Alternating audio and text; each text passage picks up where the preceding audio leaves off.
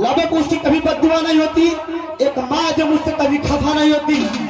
किसी कहीं से मैं मकान आई, किसी कहीं से मैं दुकान आई, मैं तो सबसे छोटा बेटा था, इसलिए मेरे हिस्से में मेरी माँ आई। अरे कि हमारे